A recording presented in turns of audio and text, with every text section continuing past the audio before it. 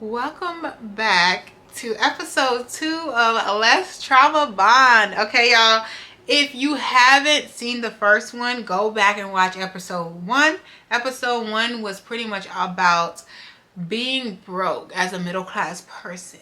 That practically middle class is the new broke. Okay, so go watch that if you want to see episode 1. This is episode 2. Okay, and today our topic is going to be about attachment when it comes to love, when it comes to relationships, being the runner in relationships, pretty much, and how to tackle those things. Okay, coming from personal experience and how that deprives from trauma and how it deprives from my trauma. And you know what this podcast is about, just so you guys know, if you haven't seen episode 1, I advise you to go see episode 1. But it is pretty much teaching people to be vulnerable and to talk about hard topics and relate them back to childhood trauma and finding ways to tackle those. Because I actually personally read a lot of self-help books, and I've worked on myself a lot. I've done a lot of self-reflection. I am not 100% perfect. I am on the way to becoming a better person. I have become better, but I am not perfect, and nobody is. But today we're going to talk about the traumas around being the runner in the relationship and having an anxious attachment style in relationships. And now that I've been watching Love is Blind, baby, I can see a lot of these girls are very anxiously attached, and I understand. Understand what it means to be the runner. What does it mean to be the chaser? So I'm going to describe this based off of my experience. Other people's experiences can be different, okay? So for me personally, as a runner, because I am a runner, okay, y'all? She's a runner, she's a track star. She gonna run away when it gets hard. When they made that song, baby, I felt it in my chest, in my spirit, okay? As a runner, okay, it's practically when you're in a relationship, right? Or just problems. Anytime a problem presents itself, you run from it. You don't like confrontation. You don't like to stick through things that are complicated. You don't like to deal with hard things. Like, point blank and period. Because I feel like sometimes I run from things even outside of my relationships, okay? And when I talk about relationships, I'm going to talk about it in different ways. I'm going to talk about my intimate relationships, and then I'm going to also talk about my friendships, because I've also had this as well in my friendships, okay? So we're going to start with just talking about the dynamic, what it looks like. As the runner, you always feel like you're the prize. Like, you honestly always feel like you're the prize. You feel like by taking yourself out of people's lives, they will suffer. Let's just be honest, like, they will suffer. They need you. And it's a bad mindset. It is very much a high pride mindset, and your ego is much involved. And something that I've been working on a lot is like tackling my ego and not coming from an egotistic place and making sure I'm making rational decisions instead of emotional decisions. Because as a runner, you're also very emotional, right? And it can sometimes make you irrational. And the first thing you want to do instead of talk about emotion or handle emotion is just to leave the situation, to either break up with the person, to either stop being friends with the person, or to either ghost the person, or to not talk to them when you're mad at the person. Like, there's so many different ways you can run. Specifically to me, I'm the type of runner that wants to completely leave your life. I am the type of runner that if we're in a relationship, I am going to try to communicate with you. Let me be honest, you guys. I'm not going to just be like, okay, he does this, I'm gone. Like, I am going to try to talk to you about what you've done. And if I have talked to you several times about what you've done and you still haven't made improvements, I am going to be out the door. I'm going to be like, I don't want to talk to you no more. I don't want to be with you. Like, I have a hard time committing through things when things get hard. Like, let's be honest. And even in friendships, if I feel like I can't trust you, or you betrayed me, or you did something that I just can't forgive you for, or I can't talk to you through those things, I'm just going to be like, nah, I'm not going to be your friend no more. Let's just be honest. That's kind of who I am, and that's who I am becoming a lot better. Honestly, I've become a lot better, and I'm going to tell you how I became better later on. But that is my dynamic of being a runner, okay? The chaser. So for every runner, there's chasers. That's the reason why we're runners, is because we know that someone's going to chase us. And we know that it kind of makes us happy. Like when we run away, we don't really want to run away. Sometimes we run away because we feel like it's the best thing to do at that time, and we don't feel appreciated, or we don't feel like we are worthy, or the person don't feel like we're worthy, so we need to take ourselves away because we are worth more, and our pride and our ego is really heightening our emotions. So we want the person to chase. We want the person to be like, no, no, no, don't leave me. Don't like you're the love of my life. You are this person. Like we like that. Okay. So with the chaser, that's gonna be the person that is always gonna try to fight for you in the relationship. So even if you're trying to run away, they're like, no, I want to work it out. Let's talk about it. Let's do this. Let's do that. Like you the love of my life. All right. Or the chaser could be a friend that's like, oh, I want to talk to you every day. Like, it's okay. We can talk through these problems, or I want to see you and I want to hang out with you every day. So the chaser is the person that is going to put the most effort in it, and the runner is going to match your energy until they're tired. Okay, this is kind of my dynamic. This is how I see it. This is my personal opinion as a runner, right? With the chaser, typically in relationships, right? They're going to call you all the time. They're going to text you all the time. They're going to express themselves on how they love you so much and you're the love of their life. And like when you leave them, they're going to blow your phone up. They're going to make text numbers. They're going to leave voice messages. They're going to send you text messages. They're going to DM you. They're going to go on your social, like they are going to be obsessive. Okay. And runners love people that are obsessive. Okay. Because then we feel like we are the prize, and we feel like almost like they want us real bad. You know, they want us real bad. He want me real bad. You know how women be like, I just want him to be a little obsessed with me. That most likely means that they're like a runner, okay? And they don't match the energy, okay? Let's just be honest. So that's kind of the dynamic. And the chaser is always the person that's going to put the most effort, put the most attention, always wanting to save the relationship. And the runner is going to be like, I'm exhausted. I am exhausted from running that I'm just going to let it go. Like literally the runner gets very exhausted very quickly. But what's funny about the runner is it's almost like when they're being chased, it's exciting. So let's say, for instance, the relationship is going cool. There's some hiccups, and the runner is like, okay, these hiccups are big. Let me talk to the chaser about this. Let me let them know that honestly, this is not really working. Can we work on this? We're talking to the chaser, but the chaser is not changing what we don't like, right? Which also falls into the anxious attachment style, which we'll get into later. We start to get anxious about that, and we're like, okay, they're not changing, they're not doing this, they're acting weird, this is this. We internalize it's us, right? So we leave the situation. Now that activates the chaser to be like, oh no, I gotta go for her, I gotta get her back. Okay, because chasers, you gotta remember, during the relationship, they're not chasers. They're only chasers when they're trying to get you before the relationship, and when they're trying to get you back. Remember that. And women, we get turned on that, oh, he wants me, he'll do anything, he chasing me, da da da.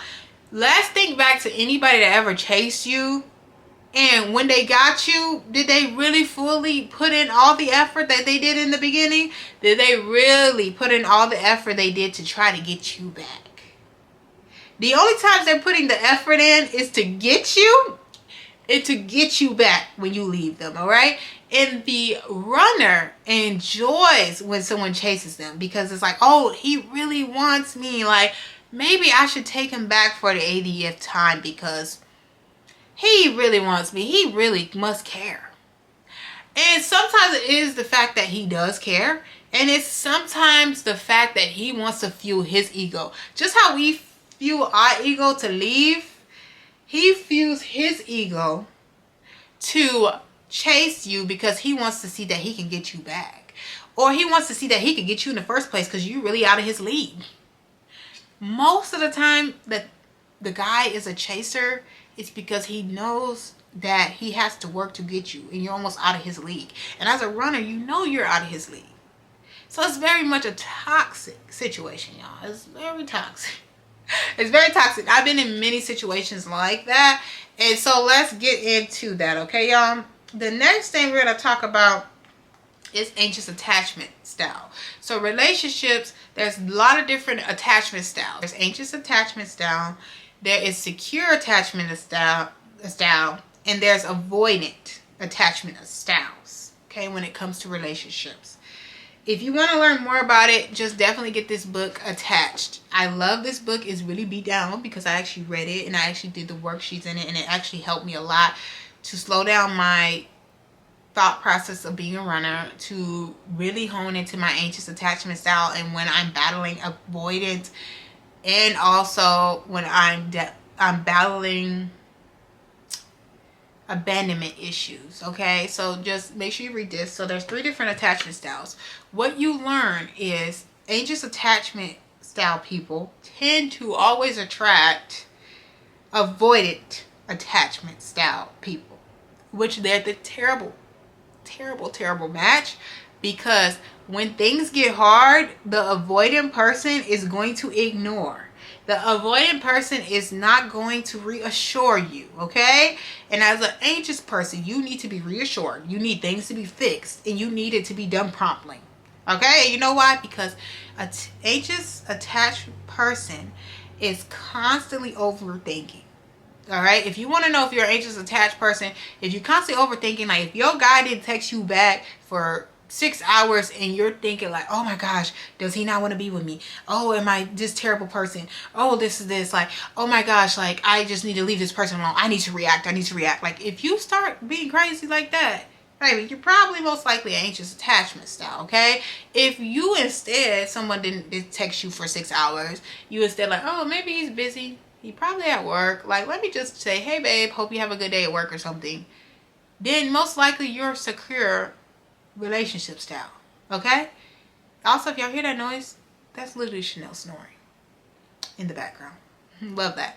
So, anyways, the next one is avoidance. Okay? You would think that a runner is usually avoidant, but in my experience as a runner, I am usually anxious. Okay? I'm anxious. That's why I'm trying to run, because I'm just like, I need to make a move. I need to make a decision. I have to show him that this is what he's doing. It's not going to cut it. Okay? It's not going to play with me. Okay? So anyways, with an avoidant, they're going to ignore you. Okay? If you text them and they don't want to talk, or they don't want to break it off with you, but they don't really want to be with you, they're gonna like not respond to you for days.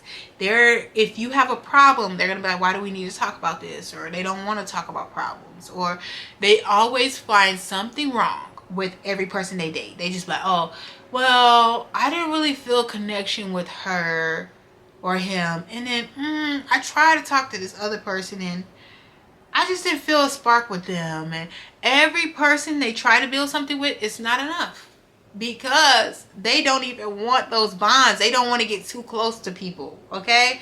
So anyways, coming from an anxious attached person that's also a runner, I'm going to talk from my experience. As an anxious person, you're constantly thinking about the person. You're constantly like, what are they doing? Where are they at? Like, oh, did they text me today?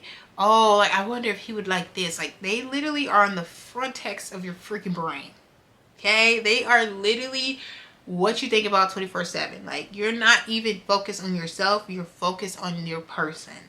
And that's something I had to learn to battle and to get through, because every time I was in a relationship or even dating a person, I just constantly thought about them all day. I was obsessive.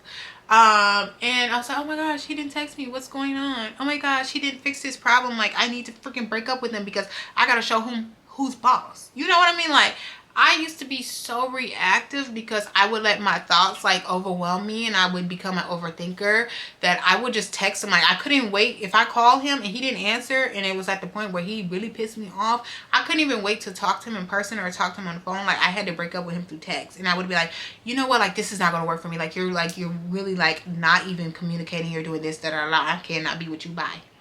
That's literally what I would do. every time. It was like a habit. I would do it all the time.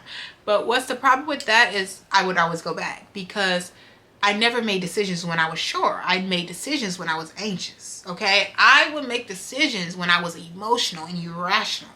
So I kept going back to the same people, going back to the same people, going back to the same people because I truly never was ready to leave the person because I just wanted to run so they could chase me and prove that I am worthy and I'm all these great things. That's why like they need to do better and be with me because I'm the best. You know what I mean? Like it's kind of like I had to have them reassure my value. And that's the problem because it's very insecure. You have to learn an anxious attachment style is a sense of insecurity within yourself. It might not be like you're insecure about your looks, but you're insecure that you're not good enough. You're insecure that you're not good enough. Oh, that was deep, y'all. Like, because it is so true.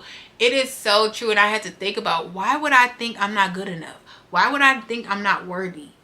And you have to really connect with yourself on why. I know why. And we're going to talk about the trauma behind it. I'm going to talk to you about the trauma of where this stems from. And it might help you understand where your trauma stems from, right? But I always had to battle that because I'm like, I'm always breaking up with people. What is the problem? Why am I doing this? Like, why do I keep going through people like this? And I just be like, no, I don't want to be with them. Why haven't I been in a relationship longer than a year? Like, what is going on? And I had to learn it's because I keep running. And yes, people, sometimes you do have to have boundaries. Let's be honest, in relationships. You don't need to let people take advantage of you. But you also have to remember, if you want to be married, and that's something I am really working on right now. If I want to be married, I have to learn how to communicate through tough times. How to give people grace, how to be understanding, how to be thoughtful, right? Because the old me, right, if let's say my boyfriend, let's say for example, I don't have a boyfriend, but let's say I do have a boyfriend, right? And he texts me like, oh, I can't hang out with you today. Like this happened at work. I need to go do overtime or something.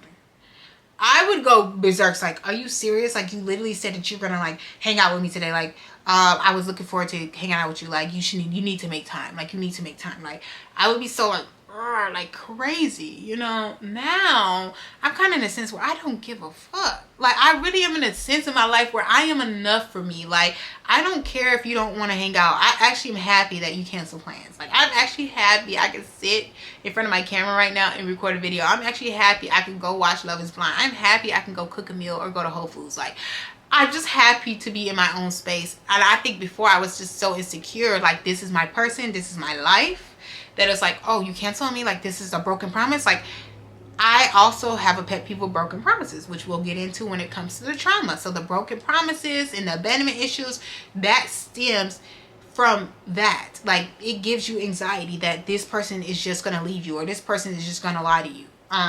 That's practically what it is. So I literally had to work through those traumas, you guys. A lot of times what I did is kind of, when I read this book, I learned a lot about myself. If you don't have this book, you need to get it. I'm going to link it below on my Amazon. You can go click it and go buy it. The thing I had to learn is to have self-realization of what I was doing and why I was doing it. I had to do the worksheets in there. And a big thing I also did was go to therapy. Like, I'm not currently in therapy. I think I am fine. I would love to go to therapy eventually, but I do pay for my insurance now. So I probably won't because I don't want to spend the money.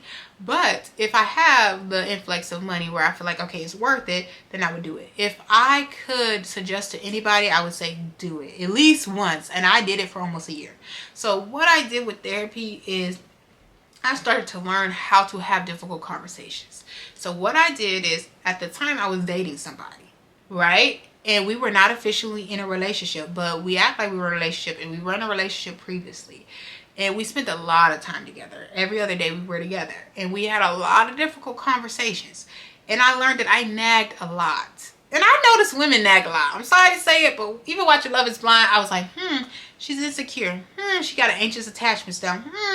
She's pretty much overdoing it. We have to be secure in ourselves. We cannot keep pushing our partner to make us feel good. We cannot keep pushing our partner to validate us. We need to validate ourselves. And once we can validate ourselves, we will become more secure in our relationships. We cannot look to another person to think that we're great and we don't think that we're great. We cannot look to another person to think that we're beautiful if we don't think that we're beautiful. Like, we cannot look to another person to think that we're a great person. We have great personality. If we don't sincerely believe that, no one can make you believe something you do not believe. So you need to focus on the piece of believing within yourself. So when I was in therapy, I had to really validate myself, and I had to evaluate things I was doing wrong in relationships. Because before, when I was in relationships, I thought I was perfect. I was like, I left everybody. They was the problem, not me. I'm the best thing they ever had. They ain't never gonna get better. I literally would just think that I did nothing to cause problems in the relationship. And when I was in therapy, I started realizing that I am also the problem. Because I overthink everything. Small little thing. If he was tired and he had a bad day and he go on the other side of the couch, I think it's me. Like, oh, is something wrong with me? Are you going to leave me? Like, that's what I would think subconsciously, right?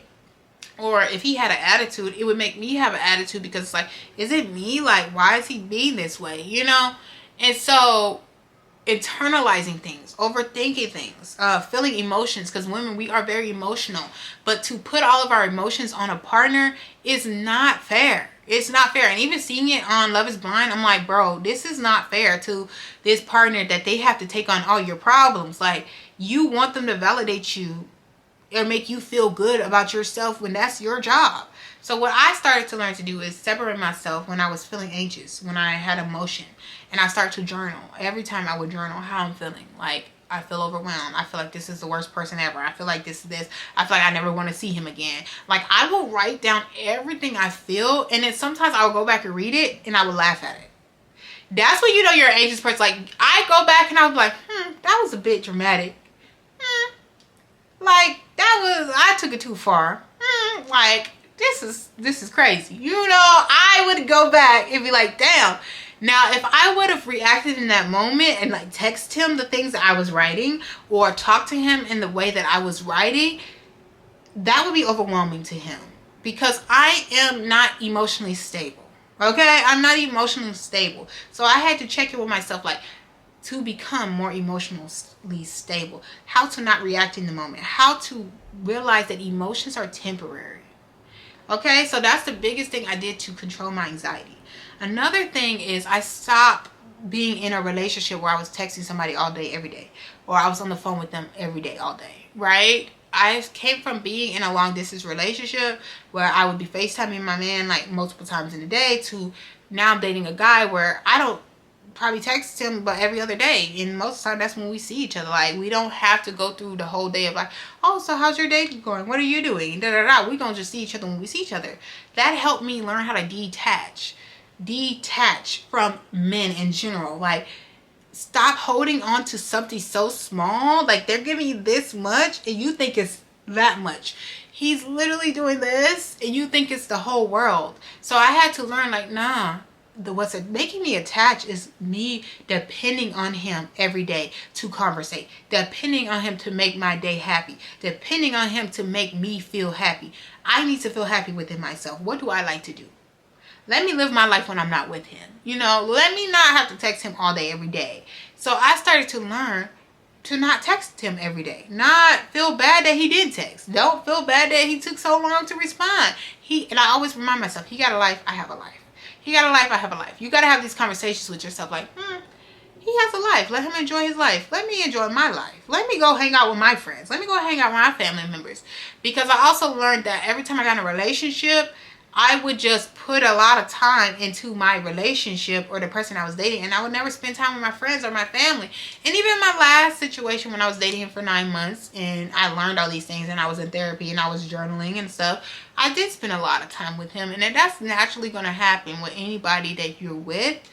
But you have to learn how to have a balance. You really do. And that's something I am still working on to this day, because I'm spending more time with my friends and my family members. Now, I ain't gonna lie, my friends, I see them like maybe every other week, maybe every 2 weeks, maybe 3 weeks. So it's not like I'm more extremely like with them all the time now, but I spend a little bit more time with them, you know. But my family, I've put ample time into my family. Like my goddaughter, I make sure I see her every week.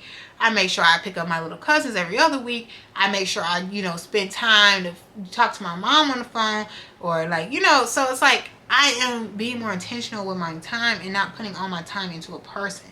So those are some ways that you can battle anxious attachment style, is by making yourself a priority, and also regulating your emotions and taking time to write, making time to breathe, making time to cry if you need to, but just separate yourself and think things through, because it's a lot of the thought process. Let's trauma bond. This is my favorite part of the episode.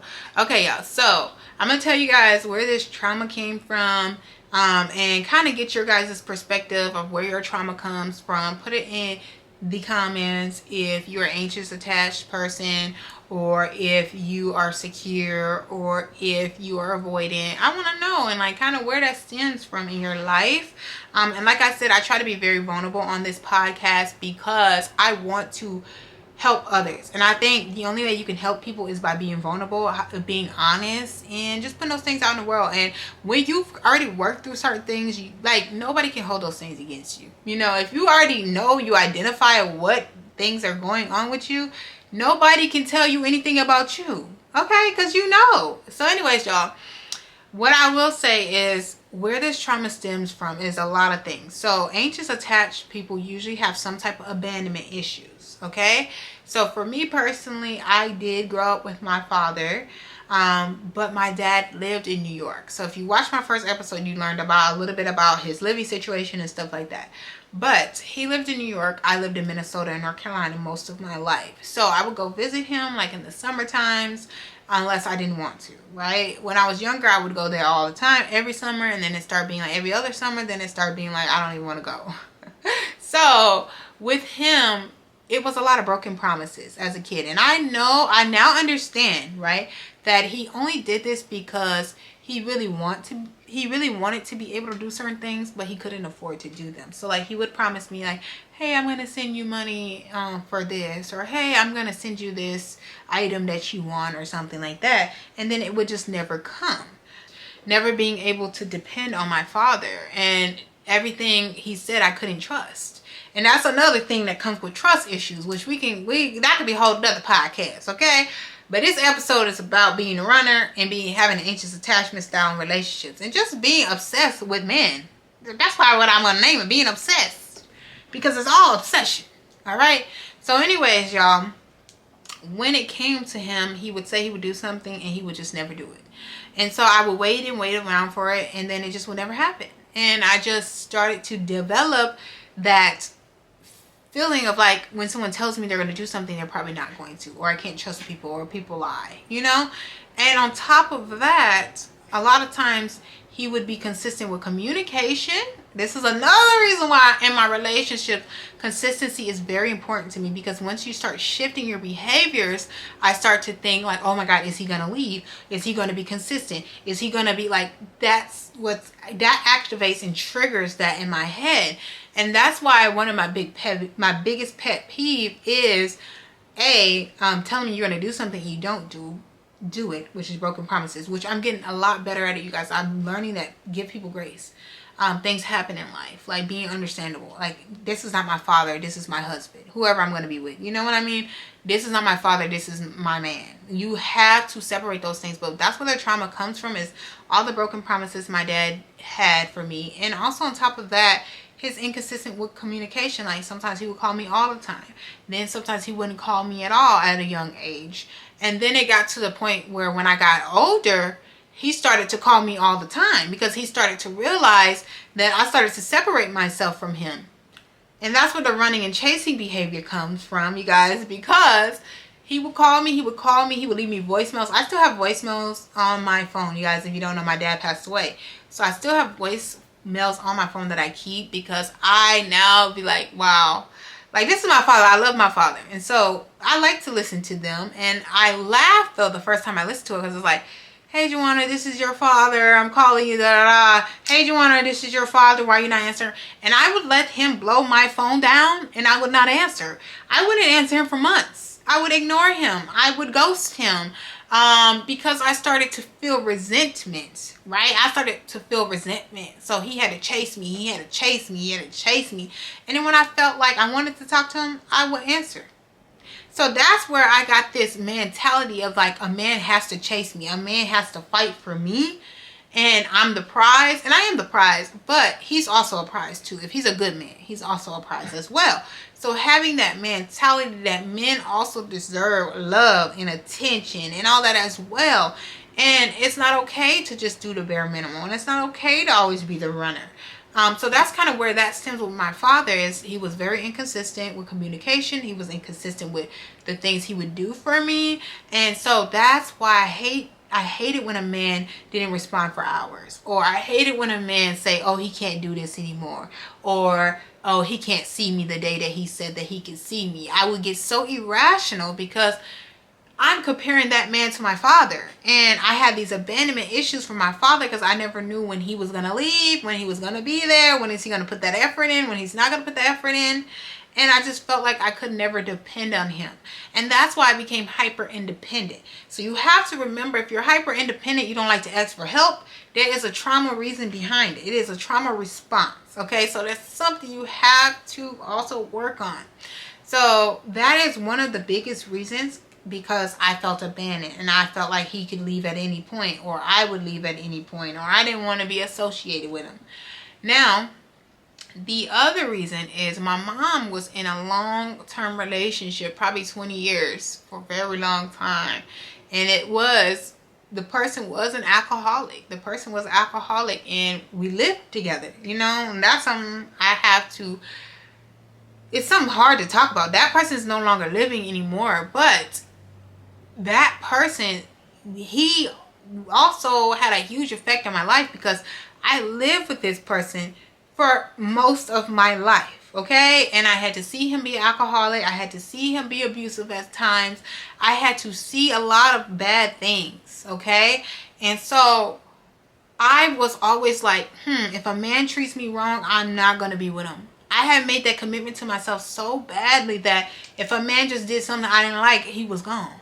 If a man just made a mistake, he was gone. And we are human. And humans make mistakes. And nobody's going to be perfect. And I am not a judge. I'm not Judge Judy. Even though I literally crack jokes that I'm Judge Judy and I'm strict, because I am. Okay? But it was not fair. It wasn't fair to people because I would just walk away from people. And one thing my friend told me too is that sometimes I come off cold. And I think my ex probably feels this way too, that like you just think I never cared about you because I'll be like, okay, I'm done with you. Like, I don't want to talk to you no more. And you will never hear from me for years. You will never hear from me for years. And you think that I'm just moving on and I didn't care about our friendship or I didn't care about our relationship when I'm really hurting inside and I'm battling them things inside, but I'm staying strong because I hold grudges. And that's something I really worked on. It's like, I don't have to carry animosity. I don't have to carry hate. I don't have to feel like my power move is taking myself away from somebody. My power move shouldn't be to hurt somebody, if that makes sense. Like, I worked on that so much that I've learned to communicate. Even with my ex, like, I became friends with him again because it's like, dang, the way that I went about it is like it's not okay. Like, I just was so emotional. I couldn't talk to him at the time. I couldn't be around him. I couldn't FaceTime him. I just couldn't handle my emotions. So I just completely separated myself. And so that's something that I've worked on a lot recently, even with my friendships. It's like, I'm not going to cut her off because she did this, or I'm upset with her right now. I'm just going to chill. I'm going to handle my emotions and I'm going to discuss it, because my problem is I don't like to communicate. If I'm mad at you, I don't want to communicate with you because I'm going to hurt your feelings. So I'm starting to learn that it is okay to have confrontation. You just have to handle it in a better way. Like, you need to wait till you're in a level-headed emotion and then have a conversation, because sometimes there's a misunderstanding. Sometimes it's not what you think it is. And so that is a big thing that I used to do, just break it off with people, because I said, I'm not going to let no man treat me how a man treat my mother. And that's a big thing. We are all battling through childhood trauma. And I think you have to start healing in order to get the person you actually deserve. Let's be honest. And become the person that other people deserve, because it's not right for you to also go along and do all these bad habits and, you know, work through all your childhood trauma and put it all on someone else. Okay, so I learned that a lot, and that's kind of where it stemmed from. And it's crazy. It's not crazy, because crazy is not a good word in the Black community, but it is wild when you actually have a lot of self-reflection, when you start to be critical and have critical thinking skills when it comes to your personal self instead of blaming everybody else around you. You start to grow. And that's what my life is about, is growth, about change. That's why I got 555 tatted on me, because my life has been nothing but positive changes, and I want to become a positive person, and I want to become a focused person, and I want to become a loving person. I want to love unconditionally. I don't want to love somebody under a condition. You know, I don't want to just cut them off and never talk to them again. I've had friends that I just cut off and never talk to them again, and it hurt me a lot. It has hurt me. And there's been friends where it's like I cut them off, but the last friend that I cut off, it was actually a long thought out process. I didn't just say, oh no, I don't want to be friends with you no more. It was like, let me keep hanging out with her. Let me keep talking to her. I know she had me fucked up. I know I conversated. I communicated. I have shown up. I have been around her. And when I noticed this is just who she is and we're just not compatible, it's no hate. It's no, I never want to talk to you again, like da da da. It's just like, hey, you're cool, but I think after the last moment we had years ago, our relationship just hasn't been the same. And I wish you the best, but I just don't think I can continue this friendship. And that's mostly because it was affecting my life. It was affecting my life. And it's okay to let people go when it's affecting your life. But you do want to try to work through relationships. And not everything has to be hard cut off. Like, I didn't stop having her on social media. I didn't block her. No, because there's no need. There's no hate. When you let time heal itself, there's not going to be hate. You don't want to carry on animosity. You don't want to also hold grudges, because that's all that energy on you. You're gonna have to carry that energy. You have to let go of energy. You have to write, you have to journal, you have to read, you have to pray, you have to live, you have to have grace, you got to be understanding. And that's a lot of things that I've learned. So that's how I'm in a space right now where it's like, I'm having fun. I'm living my life. I'm just living my life. I'm not getting too honed in on people where I'm just like, oh my gosh, I need to be with this person. At first, I was starting to become afraid of being alone. And that's the problem, because I think I get that from my childhood trauma of like seeing my mom always with the person for so long, and me always being with the person since I was at the age to really date seriously. I've been in a relationship. I've been dating somebody. Like, this is the first year in my life where I was not in a relationship, and I was just dating somebody 8 months ago. Where I was just dating somebody 8 months ago for 9 months. And even though we weren't in a serious relationship, it was still serious. So now I'm at a point where it's like, it's been like 8 months. Now, almost a year soon. In July, it's almost a year. And I'm very proud of myself, because I was starting to become anxious. I was like, oh my gosh, I'm just not finding someone. I'm tired of dating. I'm trying to, like, I should just, this. Like, no, I need to be centered. I need to be like, living my life. I need to date them all. I need to date them all. I need to learn myself. I need to learn my partner. I need to give things time. Because when you rush into stuff because you're an anxious attached person, it ends very quickly because you're an anxious attached person. Remember that. All right, you guys, make sure you put in the comments what's your thoughts on this topic, and I'll see you guys in the next podcast episode.